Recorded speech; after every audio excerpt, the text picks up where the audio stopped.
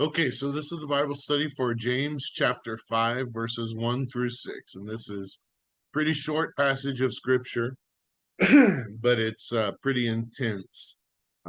Packs a lot in it. The text says, "Now listen, you rich people, weep and wail because of the misery that is coming on you. Your wealth has rotted, and moths have eaten your clothes. Your gold and silver are corroded. Their corrosion will testify against you and eat your flesh like fire. You have hoarded wealth in the last days. Look, the wages you failed to pay the workers who mowed your fields are crying out against you. The cries of the harvesters have reached the ears of the Lord Almighty. You have lived on earth in luxury and self indulgence. You have fattened yourselves in the days of the slaughter. You have condemned and murdered the innocent one who was not opposing you." So, yeah, that's pretty intense. Um, Remember that you can download PDF copies of this Bible study at www.abqnaz.org/alive so that you can follow along with us as we study this text. And number one in our Bible study says, "Who is James talking to?" in 5 1 through 6. So, um, in some ways, we can answer this in 5 1, but in other ways, it might be helpful to read on into the rest of the text to get some context as to who he is really trying to talk to. So, A says, "Rich people," which, if you just read verse 1, it says, "Now listen, you rich people." So, in terms of just what it says in verse 1, I think that A would be a correct answer, but I actually also think that contextually it may not be the most correct answer. Um, there are some specific rich people that have been doing some specific things that James is addressing. And any other rich people that are doing those things probably should be included in this. But rich people who do not behave like that probably, I mean, they should listen to this and consider this, but maybe are not being corrected by this if they do not find themselves in the category of people that are doing these things that he's correcting. So B says you. So he says, "Now listen, you rich people." And I'll just say this. I know that our church, and maybe you're listening to this and you're not a part of the Sandia Church of the Nazarene, but I know that our church, the average income of our church is probably below the poverty level. I know that on average, our folks would not be considered rich. Even the richest of us would not consider ourselves rich, um, even statistically in the United States. But I would say this, that everyone in the United States, even most people under the poverty level, would be considered rich in many countries. For instance, I'll never forget taking Elijah Kingori, our friend from Kenya, around and showing him the places in Albuquerque, showing him where some of our Swahili speaking Congolese refugees and Burundian refugees live, and just pointing out some of them, particularly when they first get here, are living in the duplexes and quadplexes down in our neighborhood, and just saying, this is kind of the best that they could find for them, particularly with the number of kids they have, where they might need more bedrooms than are in a standard house or apartment. And if they can get a couple apartments in the duplex or quadplex, um, then they might have enough bedrooms, and just kind of describing what we consider poverty that they are living in, and that we're kind of feeling bad that they're put into this position. And Elijah looked at me and said, "Yeah, that looks like my house." And I realized that my standard, what I consider poverty in the United States, is I don't consider Elijah poor. I mean, he's a pastor. So I imagine he's not among the rich and the powerful in his country, but I don't consider him poor. He was well dressed. He was well spoken. He was educated. Um, and I did not consider him poor, but in his country, what would be sort of middle class would be considered difficult conditions and below the poverty level in our country. So I say all that to say that when God talks to us through this text, I don't think he's taking into account our understanding of poor and rich. I don't think he's, I mean, I do think he's taking that into account. I think he's not speaking to rich people according to our definition. He's speaking to rich people according to his definition. And so when we look around and realize that, and we say we're not rich compared to the other people around us in the United States, we're poor, then I don't think God is saying, you rich people, let's limit this to those who think they're rich based on the people around them. I think he's saying those who are rich, and there may be entire pockets, including, I think, entire countries who are rich compared to other people and should be listening to this. And I think so. I say that to say, if I said rich people, stand up if you're rich, nobody would stand up.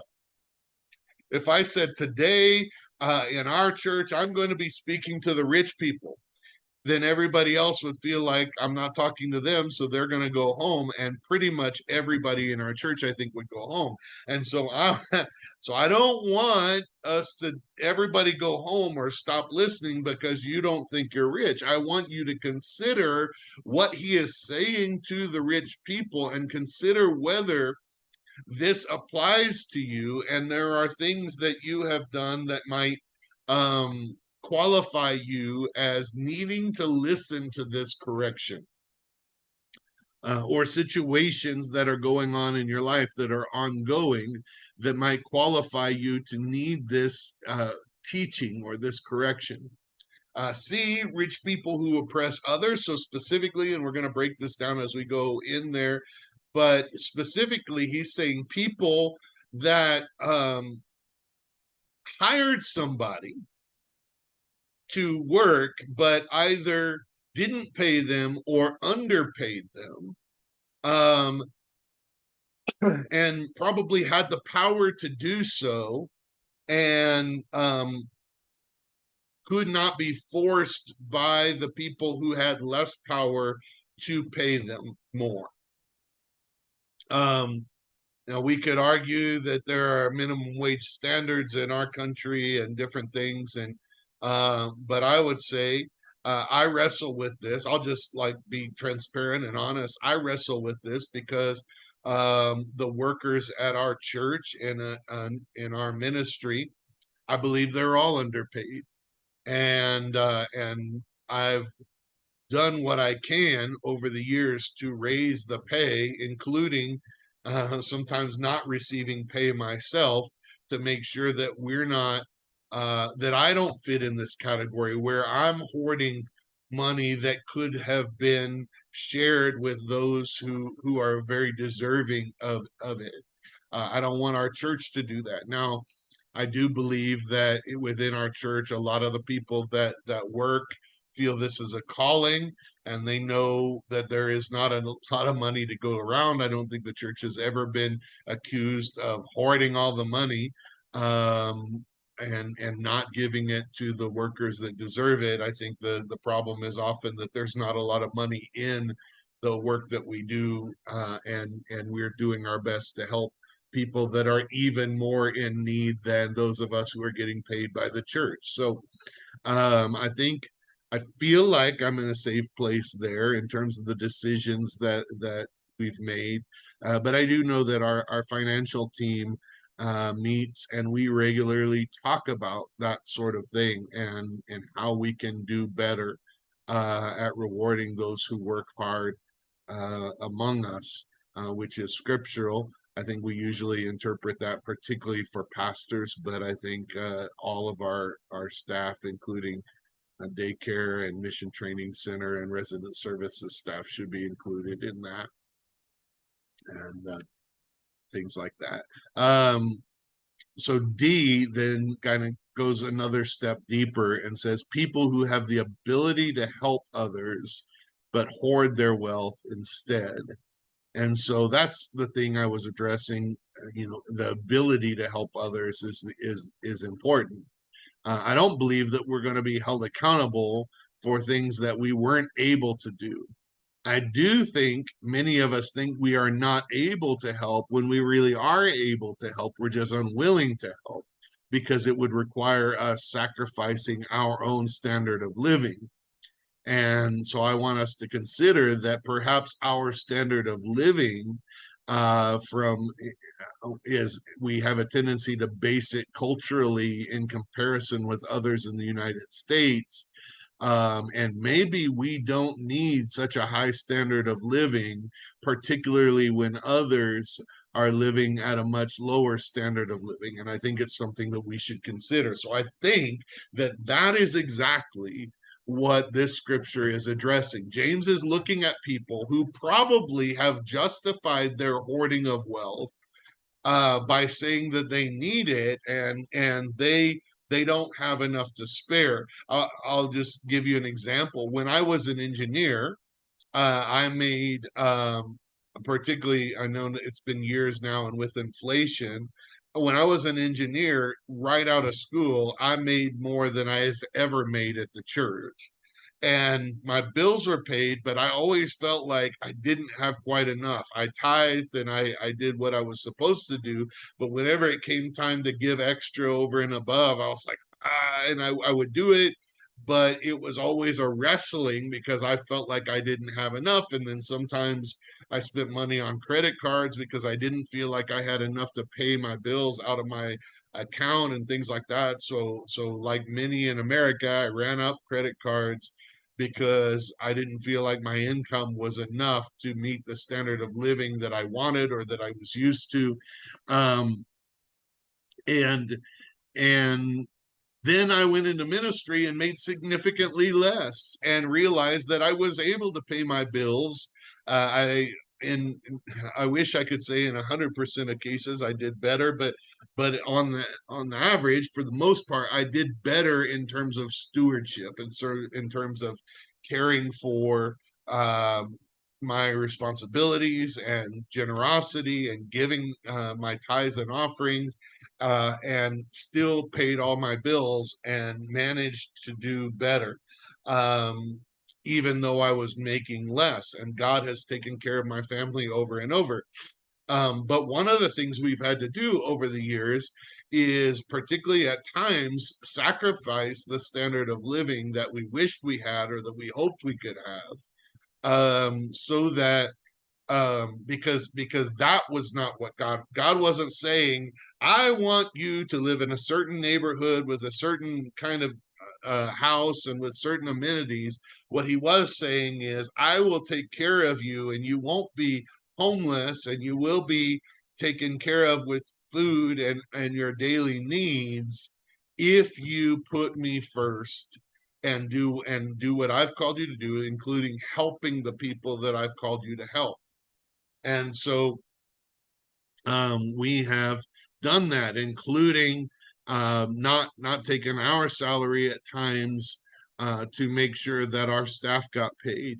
And so I'm not intending to sit here and just kind of justify what I have done, but I am saying that it's something to consider. And I know that a lot of us maybe have not made those sacrifices. And I'm not talking about church staff or whatever. I'm talking about in the church in general, Christians. A lot of us have not made very many sacrifices. We may have given We may be faithful tithers, but we may not be sacrificial givers. Some people are not even faithful tithers, and when it comes down to it, we realize that they may be faithful as long as they feel like they can. But as soon as it takes a sacrifice in our level of giving, in our level of um, standard of living, we're not willing to sacrifice that. We're not willing to give up a vacation to make sure that we're doing the will of God. We're not willing to give up, a certain lifestyle and move into a smaller house. I'll be honest with you. I grew up in a bigger house than I live in right now. And I have on many occasions thought, boy, it would be nice to live over here or in this size of house. We don't have enough space to put my stuff that, by the way, we probably don't need anyway. And I when I was an engineer, I was looking at houses in an entirely different neighborhood than when we eventually bought. Because I was looking at a higher standard of living, and I've sometimes thought, well, I'd like to move here or there and have a higher standard of living. And of course, now my kids are teenagers and they're getting to the place where I'm beginning to think about it's not too many years before they move out. And then why would I buy a bigger house now? What's the point? Just so that it could feel even more empty when the kids are out on their own. And I have thought about family support and that, folks, my mom and Cynthia's parents and how we can support them at times. But um, I'm just saying those things have gone through my head, but in the end, what do I need? I don't need anything more than this. I've thought about, oh, I'd love to host, we host some of our like 14 meetings and stuff here at the house. And of course, I do these videos and things. It'd be nice to have a separate room where the kids weren't walking in to eat while I was recording. And then, all those are ways to justify why I want a little bit more, right? Probably not really needs. And so that's why I'm going through this in terms of just being sort of transparent about how I think about things and what I catch myself thinking, and then the decisions I made. Not to say, well, I've done this really well, but to be transparent about how I think. And I bet you have some thoughts too about what your needs are versus what you um, think you can give. And I think that this Bible study is entirely geared towards this text is trying to say to us, consider what you really need and consider the things that are standing in your way of helping those in need or of paying somebody appropriate wages or whatever, and consider whether possibly you could live with less in order for somebody else to live with more, particularly if you already have significantly more than them. I want you to consider this. And I think a lot of us hear rich and we think we don't qualify. And so I'm putting myself in the rich category and trying to consider whether this is speaking to me and sort of take inventory of the decisions I've made. I think in many cases I've made the right decision with regard to this text, but I am admitting being tempted at least, and perhaps sometimes making the wrong decision with regard to my own standard of living, and willing to consider what God might be saying to me. Are you willing to consider what God might be saying to you? And number two, why, according to verses 4 and 5, did the people to whom James is writing not pay wages to the workers? They didn't have enough. Now, that's not what he says, but I bet that's what they all thought, even if they had plenty. Because this is what we always think. We never think if we wait to do something that's the right thing, whether it's tithing or whether it's paying somebody a fair wage, if we wait until we think we have enough, we'll never do it.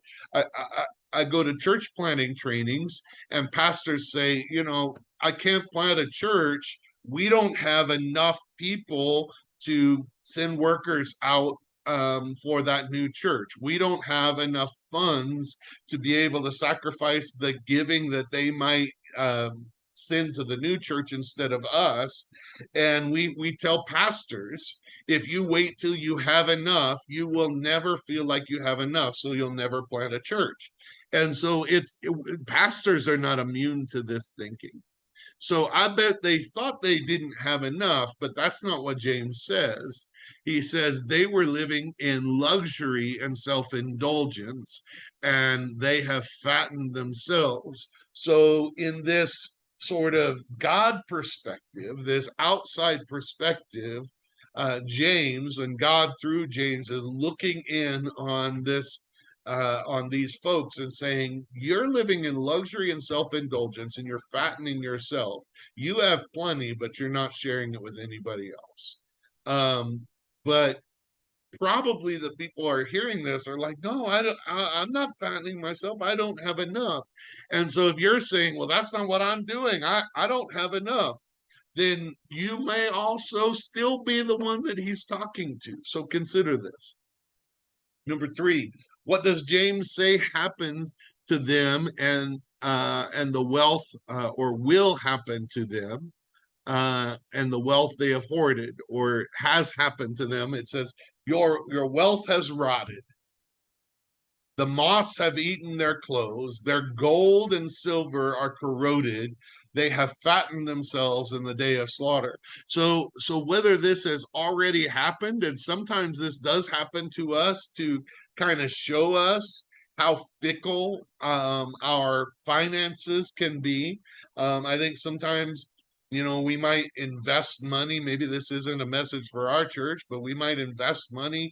I know Christians that have invested in the stock market or whatever in mutual funds, and then the market takes a dive, and all this money that they thought they had invested becomes nothing, and that can absolutely happen.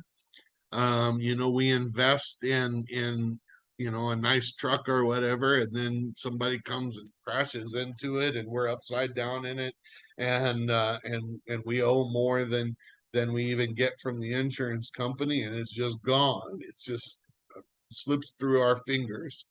Um, and it's an important message which goes from Old Testament to New Testament, that God, first of all, is the source. He owns the cattle on 1,000 hills or whatever.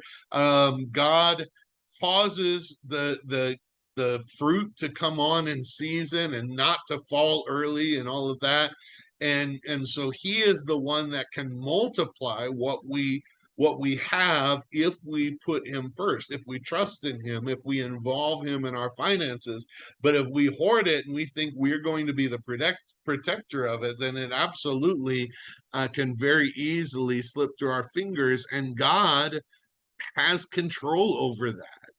And so we need to remember that when God is giving us instruction on how to handle our wealth and our finances and our whatever we do have, our possessions, because it's very dangerous to say, no, God, I don't want to do what you want me to do. And we're not being stewards of what he has given us. We're not being good stewards. We do what we want to do with it. And he says, okay, I don't think you understood where this all came from to begin with. And he might show us, and our wealth may rot, and moths might eat our clothes. I don't know if you've ever had that happen. We've had quite a few moths this last couple of years in the summer, and I had stored one of my suits that I very rarely wear out in our laundry room, which is off of our garage instead of in my closet. And we're pretty good about keeping the moths out in the house, but apparently they can slip through things and get into the laundry room a little bit easier. And I didn't have mothballs and out there, and uh, holes all up in the pants of my suit, and it's just pretty much gone. It's just pretty much useless. So I don't know if you've had that experience. I hate the smell of mothballs when I'm storing things, but I don't guess that anybody uses them because they like the smell of them. They use them because they protect clothing. But number 4 says, what does James say they have done at the end of 5:3b? He says, you have hoarded wealth in the last days. So the important concept and thought is that if we're hoarding wealth, most of us think that we've got days left. We're saving up wealth so that we can retire, so that we can have days where we don't have to work and we can still be provided for, right? That's what a lot of us do. Maybe not those of us that are paycheck to paycheck and just getting by, which is a lot of us, but people think a lot about. I've talked to Christian pastors who get to a certain age and they've given their life and they've given everything they have for the ministry, and then they start thinking, well, I don't really have anything for retirement. I guess I got to keep preaching and hope that people still are willing to pay me to pastor and preach.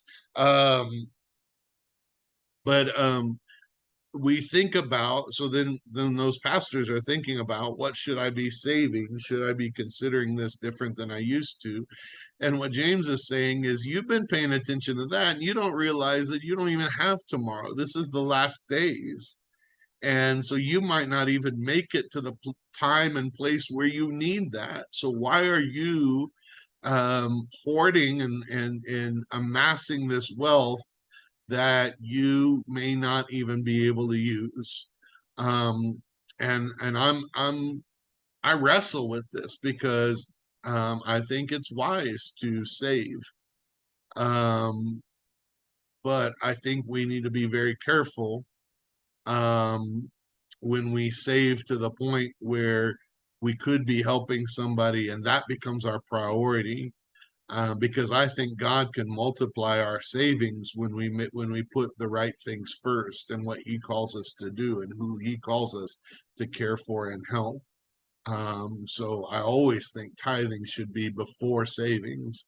Maybe savings should be before video games or eating out at Freddy's or wherever else you eat out, or um, maybe saving should be before blowing a bunch of stuff on ourselves, but it should be after the giving that we give to God, His church, and His people, and in the way that we budget, in the way that we think of our things. Saving should be before the luxury items that we have a tendency to buy. So actually, I honestly don't think most of us have a problem with saving too much so that you're not sharing with others. I think most of us have a problem with blowing too much and not helping others.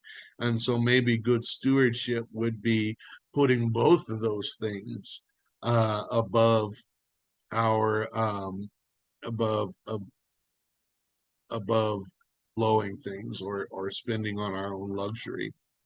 What does he say in 5:6? He says, you have condemned and murdered the innocent one who was not opposing you. So I've been watching some uh, TV series or whatever on you know it's not TV anymore. It's on these internet, uh, Paramount and different things like this.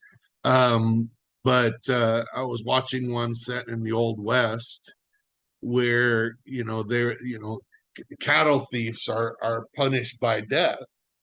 And I was listening to the discussion because the discussion was, um, you know, is it fair that you're punished by death?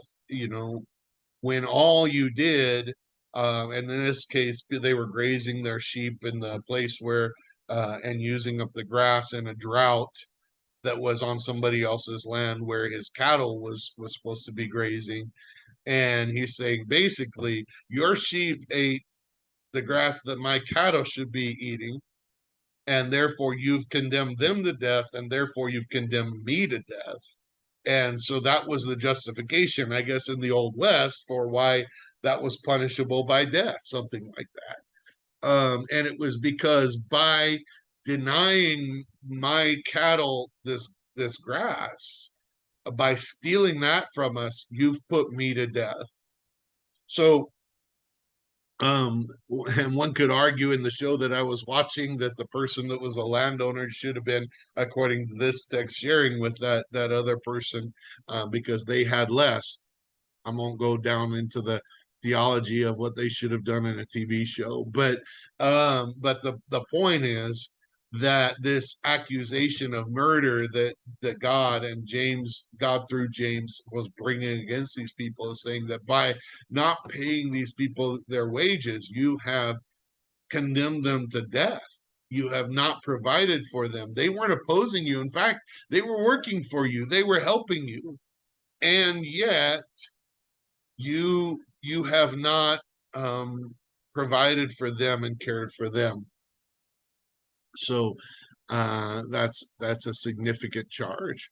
Number 5, do we have anything in common with those who James talks about in this section? A, no, I'm not rich. This is kind of wrapping this up.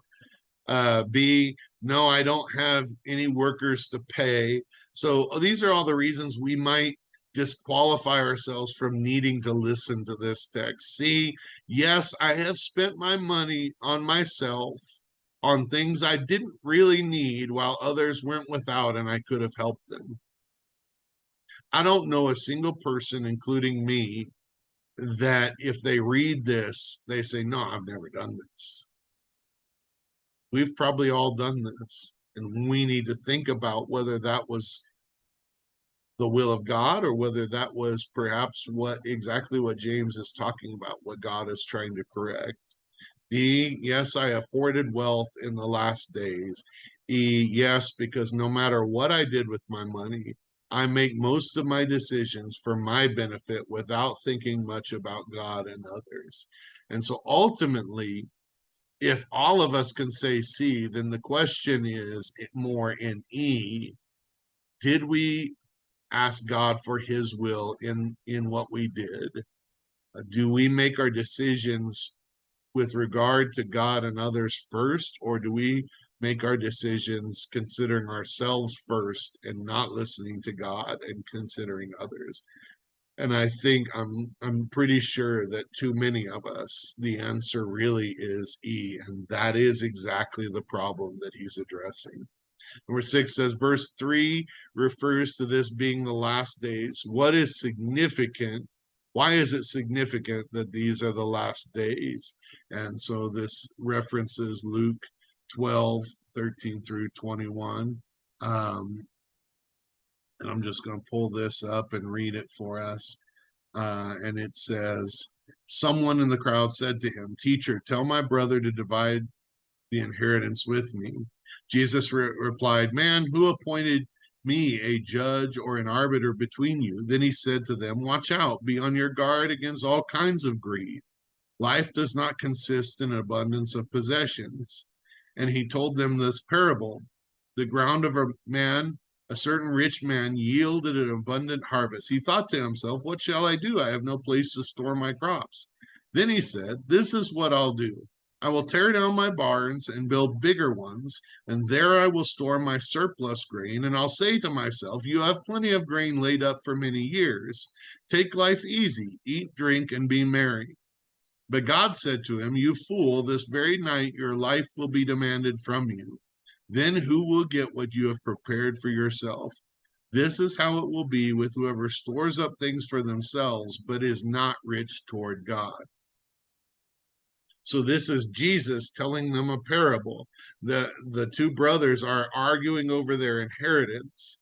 And he tells them a parable about somebody that had extra, had so much he would never have to work again. And so he stored it all up. He decided he was going to build bigger barns. He didn't say, you know what, I'm going to share this with the whole town. Let me just tell you this, that if you shared it with the whole town, if there was an ever a year when you were in need, do you think people might share with you?